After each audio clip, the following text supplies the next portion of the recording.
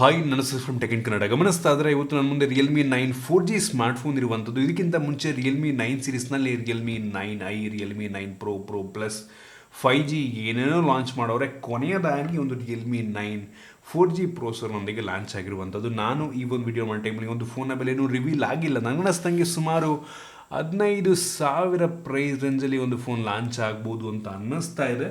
ಕಾದು ನೋಡೋಣ ಎಷ್ಟಕ್ಕೆ ಲಾಂಚ್ ಆಗುತ್ತೆ ಅಂತ. ನಾನಿವತ್ತು ಈ ಒಂದು ಫೋನ್ನ ಅನ್ಬಾಕ್ಸ್ ಮಾಡ್ತಾ ಇದ್ದೀನಿ, ಯೂಸ್ ಮಾಡಿ ನನ್ನ ಎಕ್ಸ್ಪೀರಿಯನ್ಸ್ ನಿಮ್ಮ ಹತ್ರ ಶೇರ್ ಮಾಡ್ತಾ ಇದ್ದೀನಿ. ಅದಕ್ಕಿಂತ ಮುಂಚೆ ನೀವು ನಮ್ಮ tech in Kannada YouTube channel subscribe ಮಾಡ್ಕೊಂಡಿಲ್ಲ ಅಂತ ಅಂದರೆ ಈಗಲೇ ಸಬ್ಸ್ಕ್ರೈಬ್ ಮಾಡ್ಕೊಳ್ಳಿ ಮತ್ತು ಬೆಲ್ಲೈಕನ್ ಕೂಡ ಕ್ಲಿಕ್ ಮಾಡ್ಬೋದು. ಮೊದಲನೇದಾಗಿ ಈ ಒಂದು ಸ್ಮಾರ್ಟ್ಫೋನನ್ನು ಅನ್ಬಾಕ್ಸ್ ಮಾಡಿ ಗಮನಿಸ್ತಾ ಇದ್ರೆ ಒಂದು ಫೋನ್ನ ಬಾಕ್ಸ್ ನಿಮಗೆ ಈ ರೀತಿ ನೋಡೋ ಸಿಗ್ತಾ ಇರುವಂಥದ್ದು. ಈ ಒಂದು ಬಾಕ್ಸನ್ನು ಓಪನ್ ಮಾಡಿದ ತಕ್ಷಣ ಇದ್ರ ಒಳಗಡೆ ಇನ್ನೊಂದು ಸಣ್ಣ ಬಾಕ್ಸ್ ಇದೆ. ಅದರಲ್ಲಿ ನಿಮಗೆ ಒಂದು sim ejection pin, user manual, quick start guide ಮತ್ತು ವಾರಂಟಿ ಕಾರ್ಡ್ ಜೊತೆಗೆ ಒಂದು ಟ್ರಾನ್ಸ್ಪರೆಂಟ್ ಬ್ಯಾಕ್ ಕವರ್ ಇರುವಂಥದ್ದು ಒಂದು ಒಳ್ಳೆ ಕ್ವಾಲಿಟಿಯ TPU ಕವರ್ ಇದಾಗಿದೆ. ಅದರ ಕೆಳಗಡೆ ಡೈರೆಕ್ಟಾಗಿ ಒಂದು ಸ್ಮಾರ್ಟ್ಫೋನ್ ನಿಮಗೆ ನೋಡೋಕೆ ಸಿಗುತ್ತೆ.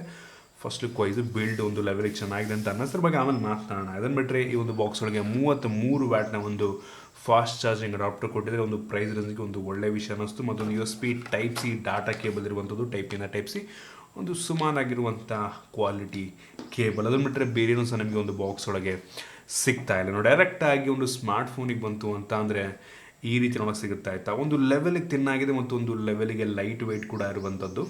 ಈ ಒಂದು ಸ್ಮಾರ್ಟ್ಫೋನ್ ಕೇವಲ 178 ಗ್ರಾಮ್ ವೆಯ್ಟ್ ಇರುವಂಥದ್ದು ಮತ್ತು ಕೇವಲ 7.99 mm ಥಿಕ್ನೆಸ್ಸನ್ನು ಹೊಂದಿರುವಂಥದ್ದು ಆಯಿತಾ. ಸೊ ತುಂಬ ತಿನ್ನಾಗಿರುವಂಥ ಸ್ಮಾರ್ಟ್ಫೋನ್ ಅಂತ ಬೇಕಾದರೂ ಅನ್ಬೋದು. ಈ ಒಂದು ಫೋನ್ನ ಫ್ರಂಟಲ್ಲಿರುವಂಥದ್ದು ಗ್ಲಾಸು ಗೊರಿಲ್ಲಾ ಗ್ಲಾಸ್ 5 ಆಯಿತಾ, ಒಂದು ಒಳ್ಳೆ ವಿಷಯ. ಆಲ್ರೆಡಿ ಅವರೇ ಸ್ಕ್ರೀನ್ ಗಾರ್ಡ್ ಹಾಕಿದರೆ ಸೂಪರ್ ವಿಷಯ. ಮುಂದ್ಗಡೆ ಒಂದು ಸಣ್ಣ ಪಂಚೋಲ್ ಕ್ಯಾಮ್ರಾ ಇರುವಂಥದ್ದು. ಬೆಸಲ್ ಬಾಟಮಲ್ಲಿ ಸ್ವಲ್ಪ ದೊಡ್ಡದಾಗಿದೆ, ಅದನ್ನು ಬಿಟ್ಟರೆ ಉಳಿದ ಎಲ್ಲ ಕಡೆ ಬೆಸಲ್ ಕಡಿಮೆ ಇರುವಂಥದ್ದು. ಫ್ರಂಟಿಂದ ಒಂದು ನಾರ್ಮಲ್ ಲುಕಿಂಗ್ ಫೋನು, ಪಂಚೋಲ್ ಕ್ಯಾಮ್ರಾ ಕೊಟ್ಟಿದ್ದಾರೆ, ಒಂದು ಒಳ್ಳೆ ವಿಷಯ ಅನ್ನಿಸ್ತು. ಇನ್ನು ಈ ಒಂದು ಫೋನ್ ಹಿಂದಕ್ಕೆ ಬಂತು ಅಂದರೆ ಇದೊಂದು ಪ್ಲಾಸ್ಟಿಕ್ ಬ್ಯಾಕ್ ಆಗಿರುವಂಥದ್ದು. ನೋಡೋದಕ್ಕೆ ಒಂದು ರೀತಿ ಗ್ಲಾಸ್ ಬ್ಯಾಕ್ ರೀತಿ ಕಾಣುತ್ತೆ. ಡಿಫ್ರೆಂಟ್ ಗ್ರೇಡಿಯಂಟ್ ಲುಕ್ ನಿಮಗೆ ಸಿಗ್ತಾ ಇರುವಂಥದ್ದು. ಇದು ಬಿಳಿ ಬಣ್ಣದ್ದಾಗಿರೋದ್ರಿಂದ ಸ್ಮಡ್ಜಸ್ ಅಷ್ಟೊಂದು ಕಾಣೋದಿಲ್ಲ, ಬಟ್ ಸ್ಟಿಲ್ ಒಂದು ಆ್ಯಂಗಲಲ್ಲಿ ಒಂದು ಫಿಂಗರ್ ಪ್ರಿಂಟ್ಗಳು ಕಾಣೋಕ್ಕೆ ಶುರುವಾಗುತ್ತೆ ಮತ್ತು ಪ್ಲಾಸ್ಟಿಕ್ ಆಗಿರೋದ್ರಿಂದ ಸ್ಕ್ರ್ಯಾಚ್ ಆಗೋ ಸಾಧ್ಯತೆ ಕೂಡ ಇದೆ. ಸೊ ಬ್ಯಾಕ್ ಕವರ್ ಹಾಕೊಂಡ್ರೆ ತುಂಬ ಒಳ್ಳೆಯದು. ಹಿಂದ್ಗಡೆ ನಿಮಗೆ ಟ್ರಿಪಲ್ ಕ್ಯಾಮ್ರಾ ಸೆಟಪ್ ಇರುವಂಥದ್ದು ಮತ್ತು ಸಿಂಗಲ್ LED ಫ್ಲ್ಯಾಶ್ ಇದೆ. ಸೊ ಹಿಂದ್ಗಡೆಯಿಂದ ಒಂದು ಲುಕ್ ನೋಡೋದಕ್ಕೆ ಹೋದರೆ ಸೇಮ್ ರಿಯಲ್ಮಿ 9i ರೀತಿಯಲ್ಲೇ ಇದೆ ಆಯಿತಾ. So similar design, similar look, ಚೆನ್ನಾಗಿ ಕಾಣುತ್ತೆ, ಪ್ರೀಮಿಯಮ್ ಅಂತ ಅನಿಸುತ್ತೆ. ಸೊ ಇದರಲ್ಲಿ ಯಾವುದೇ ಫಿಂಗರ್ ಪ್ರಿಂಟ್ ಸೆನ್ಸಾರ್ ಇಲ್ಲ ಹಿಂದೆ. ಸೊ ನಮಗೆ ಗೊತ್ತಾಗ್ತಿರುವಂಥದ್ದು ಈ ಒಂದು ಫೋನಲ್ಲಿ in display fingerprint sensor ಇದೆ ಅಂತ. ಹೌದು, ಈ ಒಂದು ಪ್ರೈಸ್ ರೇಂಜಿಗೆ ಇನ್ ಡಿಸ್ಪ್ಲೇ ಸೂಪರ್ ವಿಷಯ. ಮತ್ತು ಈ ಒಂದು ಫೋನಲ್ಲಿ ನಿಮಗೆ ಪ್ಲಾಸ್ಟಿಕ್ ಫ್ರೇಮ್ ಸಿಗ್ತದೆ. ಆಬ್ವಿಯಸ್ಲಿ ಒಂದು ಪ್ರೈಸ್ ರೇಂಜಿಗೆ ಯಾರು ಕೂಡ ಮೆಟಾಲಿಕ್ ಫ್ರೇಮ್ ನೀಡೋದಿಲ್ಲ. ಇದರಲ್ಲಿ USB Type-C ಪೋರ್ಟ್ ಇದೆ, 3.5 ಹೆಡ್ಫೋನ್ ಜಾಕ್ಸ್ ಇರುವಂಥದ್ದು ಮತ್ತು ಡೆಡಿಕೇಟೆಡ್ SD ಕಾರ್ಡ್ ಸ್ಲಾಟ್ ಕೂಡ ಇರುವಂಥದ್ದು. ಓವರಾಲ್ ಡಿಸೈನ್ ಮತ್ತು ಬಿಲ್ಡ್ ಕ್ವಾಲಿಟಿ ಒಂದು ಪ್ರೈಸ್ ರೇಂಜಿಗೆ ಓಕೆ ಅನ್ನಿಸ್ತು. ಇನ್ ಕೇಸ್ ಇದು 15,000 ಪ್ರೈಸ್ ರೇಂಜಿಗೆ ಲಾಂಚ್ ಆಯಿತು ಅಂತ ಅಂದರೆ ಆಯಿತಾ. ಸೊ ನಿಮ್ಗೆ ಇದಕ್ಕಿಂತ ಒಂದು 2-3 ಸಾವಿರ ಅಂದರೆ 17,000-18,000 ರೂಪಾಯಿಗೆಲ್ಲ ಗ್ಲಾಸ್ ಬ್ಯಾಕನ್ನು ಹೊಂದಿರುವಂಥ ಸ್ಮಾರ್ಟ್ಫೋನ್ಗಳು ಕೂಡ ಸಿಗ್ತವೆ. ಬಟ್ ಇವ್ರು ಕೊಟ್ಟಿದ್ರೆ ಚೆನ್ನಾಗಿರ್ತಿತ್ತು, ಬಟ್ ಕೊಟ್ಟಿಲ್ಲ. ಬಟ್ 15,000 ಪ್ರೈಸ್ ರೇಂಜಿಗೆ ಯೂಶಲಿ ಯಾವ ಫೋನ್ ತೊಗೊಂಡ್ರು ಕೂಡ ಸಿಮಿಲರ್ ಇರುತ್ತೆ. ಪ್ಲಾಸ್ಟಿಕ್ ಬ್ಯಾಕೇ ಇರುತ್ತೆ, ಪ್ಲಾಸ್ಟಿಕ್ ಫ್ರೇಮೇ ಇರುತ್ತೆ. ಸೊ ಓಕೆ ಅಂತೀನಿ ಬಿಲ್ಡ್ ಕ್ವಾಲಿಟಿ. ಇನ್ನು ಡಿಸ್ಪ್ಲೇ ಬಗ್ಗೆ ಮಾತನಾಡಬೇಕಂತಂದರೆ ಈ ಒಂದು ಫೋನಲ್ಲಿ 6.4 ಇಂಚಿನ ಫುಲ್ HD+ ರೆಸೊಲ್ಯೂಷನ್ ಹೊಂದಿರುವಂಥ AMOLED ಡಿಸ್ಪ್ಲೇ ಇರುವಂಥದ್ದು ಆಯಿತಾ. ಸೊ ಸೂಪರ್ ವಿಷಯ ಈ ಒಂದು ಪ್ರೈಸ್ ರೇಂಜಿಗೆ. ಜೊತೆಗೆ 90 ಹರ್ಟ್ಸ್ನ ರಿಫ್ರೆಶ್ ರೇಟ್ ಕೂಡ ಇರುವಂಥದ್ದು ಸಖತ್ ಇಂಪ್ರೆಸ್ ಮಾಡ್ತು. ಮತ್ತು ಇದು 1000 ನಿಟ್ಸ್ನ ಪೀಕ್ ಬ್ರೈಟ್ನೆಸ್ಸನ್ನು ಕೂಡ ಹೊಂದಿರುವಂಥದ್ದು, ಸಖತ್ ಬ್ರೈಟ್ ಆಗಿದೆ ಈ ಒಂದು ಪ್ರೈಸ್ ರೇಂಜಿಗೆ ನೋಡ್ಕೊಳ್ಳೋದಕ್ಕೆ ಹೋದರೆ. ಸೊ ಒಂದು ಒಳ್ಳೆ ವಿಷಯ. ಡಿಸ್ಪ್ಲೇ ಸಖತ್ತಾಗಿದೆ, ವ್ಯೂಯಿಂಗ್ ಆ್ಯಂಗಲ್ಸ್ ಆಗಿರ್ಬೋದು, ಕಲರ್ಸ್ ಸಖತ್ತಾಗಿದೆ. ಒಟ್ಟಿಗೆ ಡಿಸ್ಪ್ಲೇ ನನಗೆ ತುಂಬ ಇಂಪ್ರೆಸ್ ಮಾಡ್ತು. ಇನ್ನು ವೇರಿಯಂಟ್ಗಳ ಬಗ್ಗೆ ಮಾತನಾಡಬೇಕಂತಂದರೆ ಸದ್ಯಕ್ಕೆ ಒಂದು ಫೋನು 2 ವೇರಿಯಂಟಲ್ಲಿ ಲಾಂಚ್ ಆಗ್ತಾ ಇರುವಂಥದ್ದು. ಒಂದು 6GB RAM ಮತ್ತು 128GB ಸ್ಟೋರೇಜ್ ಮತ್ತು ಇನ್ನೊಂದು 8GB RAM ಮತ್ತು 128GB ಸ್ಟೋರೇಜ್. ಇದರಲ್ಲಿರುವಂಥ ರ್ಯಾಮ್ ಬಂದುಬಿಟ್ಟು LPDDR4X RAM. ಇನ್ನು ಸ್ಟೋರೇಜ್ UFS 2.2 ಸ್ಟೋರೇಜ್ ಇರುವಂಥದ್ದು, ಸೂಪರ್ ವಿಷಯ. ತುಂಬ ಫಾಸ್ಟಾಗಿ ರೀಡು ರೈಟ್ ಆಗುತ್ತೆ. ಸೊ ಅದರಲ್ಲಿ ನನಗೆ ತುಂಬ ಇಂಪ್ರೆಸ್ ಮಾಡ್ತಾರೆ. ಇನ್ನು ಪ್ರೋಸರ್ ಬಗ್ಗೆ ಮಾತನಾಡಬೇಕಂತಂದರೆ ಈ ಒಂದು ಫೋನಲ್ಲಿ ಸೇಮ್ ರಿಯಲ್ಮಿ 9i ಸ್ಮಾರ್ಟ್ಫೋನಲ್ಲಿ ಏನು ಪ್ರೋಸರ್ ಇತ್ತು ಅದೇ ಪ್ರೋಸರ್ ಇರುವಂಥದ್ದು. Snapdragon 680 4G ಪ್ರೋಸರ್. ಇದು ಒಂದು ಲೆವೆಲ್ಗೆ ಪವರ್ಫುಲ್ ಆಗಿರುವಂಥ ಪ್ರೋಸರ್. ನಾನು AnTuTu Benchmark ಚೆಕ್ ಮಾಡಿದಂಗೆ ಸುಮಾರು 2,80,000 ರೇಟಿಂಗನ್ನು ಕೊಡ್ತಾ ಇರುವಂಥದ್ದು ಓಕೆ ಅಂತೀನಿ. ನಾನು BGMI ಆಡ್ದಂಗೆ ಇದರಲ್ಲಿ ಅಲ್ಟ್ರಾ ಆಗಿರ್ಬೋದು, ಎಕ್ಸ್ಟ್ರೀಮ್ ಆಡೋದಕ್ಕಾಗೋದಿಲ್ಲ, ಹೈ ಸೆಟ್ಟಿಂಗಲ್ಲಿ ಆಡ್ಕೊಬೋದು. ಎಲ್ಲೂ ಕೂಡ ಲ್ಯಾಗ್ ಅಂತ ಅನಿಸಿಲ್ಲ, ಬಟ್ ಸ್ಟಿಲ್ ಕೆಪಬಿಲಿಟಿ ಇದೆ, ಕೊಡ್ಬೋದಾಗಿತ್ತು. ಮತ್ತು ಡೇ ಟು ಟಾಸ್ಕ್ ಮಾಡೋದಕ್ಕೆ ಏನೂ ತೊಂದರೆ ಆಗೋದಿಲ್ಲ, ಸ್ಮೂತಾಗಿ ಕೆಲಸವನ್ನು ಮಾಡೋದು, ಎಲ್ಲೂ ಕೂಡ ಲ್ಯಾಗಿ ಅನಿಸಿಲ್ಲ ನನಗೆ. ಒಟ್ಟಿಗೆ ಈ ಒಂದು ಪ್ರೈಸ್ ರೇಂಜ್ಗೆ ಓಕೆ ಪ್ರೋಸರ್. ಆದರೆ ನಿಮ್ಗೆ ಇದಕ್ಕಿಂತ ಪವರ್ಫುಲ್ ಆಗಿರುವಂಥ ಪ್ರೋಸರ್ಗಳು ಆರಾಮಾಗಿ ಒಂದು ಪ್ರೈಸ್ ರೇಂಜ್ ಸಿಗ್ತವೆ. 5G ಪ್ರೋಸರ್ಗಳು ಕೂಡ ಸಿಗ್ತವೆ. ಸೊ ಅದೊಂದು ನೀವು ತಲೆಯಿಟ್ಕೊಬೇಕಾಗತ್ತೆ. ಇನ್ನು ಈ ಒಂದು ಫೋನ್ನ ಕ್ಯಾಮ್ರಾ ಬಗ್ಗೆ ಮಾತನಾಡಬೇಕಂತ ಅಂದರೆ ಈ ಒಂದು ಫೋನಲ್ಲಿ ರೇರಲ್ಲಿ 108 ಮೆಗಾ ಪಿಕ್ಸೆಲ್ನ ಮೇನ್ ಸೆನ್ಸರ್ನ ಹೊಂದಿರುವಂಥ ಟ್ರಿಪಲ್ ಕ್ಯಾಮ್ರಾ ಇರುವಂಥದ್ದು ಆಯಿತಾ.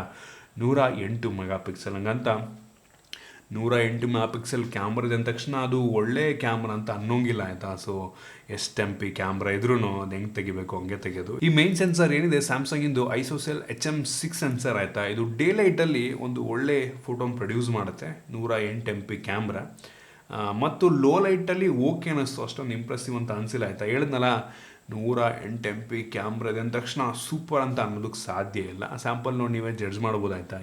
ಇದಕ್ಕಿಂತ ಕಡಿಮೆ 50 ಎಮ್ ಪಿ ಇದ್ರೂ ಕೂಡ ಇದಕ್ಕಿಂತ ಒಳ್ಳೆ ಕ್ಲಾರಿಟಿ ಫೋಟೋನ ತೆಗೆಯುವಂಥ ಫೋನ್ಗಳು ಕೂಡ ಇದ್ದಾವೆ. ಸೊ ಚೆನ್ನಾಗಿದೆ, ಡೇ ಲೈಟಲ್ಲಿ ಚೆನ್ನಾಗಿ ತೆಗೆಯುತ್ತೆ, ಲೋ ಲೈಟಲ್ಲಿ ಸ್ವಲ್ಪ ಸ್ಟ್ರಗಲ್ ಮಾಡುತ್ತೆ ಅಂತ ಅನ್ನಿಸ್ತು ನನಗೆ. ಅದನ್ನು ಬಿಟ್ಟರೆ ಇನ್ನೊಂದು ಸೆನ್ಸರ್ ಇರುವಂಥದ್ದು ultra wide angle lens. So ಇದು ನಂಗೆ ಅನ್ನಿಸ್ತಂಗೆ ಒಂದು 5 ಎಮ್ ಪಿ ಇರ್ಬೋದು ಅಷ್ಟೇ. ವೈಡ್ ಆಗಿದೆ, ಕ್ಲಾರಿಟಿ ಅಷ್ಟೇ ಅನ್ನಿಸ್ತು. ಮತ್ತು ಇನ್ನೊಂದು ಮ್ಯಾಕ್ರೋ ಲೆನ್ಸ್ ಇರುವಂಥದ್ದು 2 ಮೆಗಾ ಪಿಕ್ಸೆಲ್ ಎಂದು. ಸೊ ಅದನ್ನು ಕೂಡ ಗಮನಿಸ್ತಾ ಇದ್ರೆ ಅಷ್ಟೊಂದು ಮ್ಯಾಕ್ರೋ ಅಂತ ಅನಿಸಿಲ್ಲ ನನಗೆ, ಸುಮ್ಮನೆ ಕೊಟ್ಟಿದ್ದಾರೆ ಏನೋ. So rare camera okay, 108 M P ಇದೆ ಅಂತ ಒಂದು ಫೋನ್ನ ಪ್ರಿಫರ್ ಮಾಡೋದಕ್ಕೆ ಹೋಗ್ಬೇಡಿ. ಎಷ್ಟು ಮೆಗಾ ಪಿಕ್ಸೆಲ್ ಇದ್ರೂ ಕ್ಲಾರಿಟಿ ನೋಡಬೇಕಾಗತ್ತೆ, ಸೆನ್ಸರ್ಸ್ ನೋಡಬೇಕಾಗತ್ತೆ. ಸೆನ್ಸರ್ ಏನೋ ಚೆನ್ನಾಗಿದೆ, ಬಟ್ ಕ್ಲಾರಿಟಿ ಓಕೆ ಅಂತೀನಿ ನಾನು. ಇದಕ್ಕಿಂತ ಇದಕ್ಕಿಂತ 1,000-2,000 ರೂಪಾಯಿ ಬೆಲೆ ಜಾಸ್ತಿ ಕೊಟ್ಟರೆ ನಾವು ಇದಕ್ಕಿಂತ ಒಳ್ಳೆ ಫೋಟೋ ತೆಗೆಯುವಂಥ ಫೋನ್ಗಳು ಸಿಗ್ತವೆ ಅಂತ ಪರ್ಸನಲ್ ಅನ್ನಿಸ್ತಾ ಇರುವಂಥದ್ದು. ನಾನು ನೋಡಿದ್ದೀನಿ, ನಾನು ಕೂಡ ರಿವ್ಯೂ ಮಾಡಿದ್ದೀನಿ. ಏನೋ ಫ್ರಂಟ್ ಕ್ಯಾಮ್ರಾಗೆ ಬಂತು ಅಂತಂದರೆ ಒಂದು ಫೋನಲ್ಲಿ 16 ಮೆಗಾ ಪಿಕ್ಸೆಲ್ನ ಫ್ರಂಟ್ ಕ್ಯಾಮ್ರಾ ಇರುವಂಥದ್ದು. ಸೊ ಫ್ರಂಟ್ ಕ್ಯಾಮ್ರಾ ಓಕೆ, ಇದು ಕೂಡ ಅಷ್ಟೊಂದು ಇಂಪ್ರೆಸಿವ್ ಅಲ್ಲ, ಬೆಲೆಗೆ ತಕ್ಕ ರೀತಿಯಲ್ಲಿದೆ. ಸೊ ಆ ಸ್ಯಾಂಪಲ್ ನೋಡಿ ನೀವೇ ಜಡ್ಜ್ ಮಾಡ್ಬೋದು. ಇನ್ನು ವೀಡಿಯೋಗ್ರಫಿಗೆ ಬಂತು ಅಂತಂದರೆ ಫ್ರಂಟು ಮತ್ತು ರೇರ್ ಕ್ಯಾಮ್ರಾ ಎರಡೂ ಕೂಡ ಫುಲ್ HD ವಿಡಿಯೋ ರೆಕಾರ್ಡ್ ಮಾಡುತ್ತೆ. ಕ್ಲಾರಿಟಿ ಓಕೆ ಅಂತೀನಿ, ಸ್ಯಾಂಪಲ್ ನೀವೇ ನೋಡ್ಬೋದು. ಸೊ ಓವರಾಲ್ ಕ್ಯಾಮ್ರಾ ಚೆನ್ನಾಗಿದೆ, ಕ್ರೇಜಿ ಇಂಪ್ರೆಸಿವ್ ಅಲ್ಲ, ಬೆಲೆಗೆ ತಕ್ಕ ರೀತಿಯಲ್ಲಿರುವಂಥದ್ದು. ಇನ್ನು ಸೆಕ್ಯೂರಿಟಿ ಬಗ್ಗೆ ಮಾತನಾಡಬೇಕಂತಂದರೆ ಒಂದು ಫೋನಲ್ಲಿ in display finger print sensor ಇರುವಂಥದ್ದು. ಇದು ಆಪ್ಟಿಕಲ್ ಇನ್ display finger print sensor. Obviously ಒಂದು ಪ್ರೈಸ್ ಅದಕ್ಕಿಂತ ಜಾಸ್ತಿ ಕೊಡಲ್ಲ.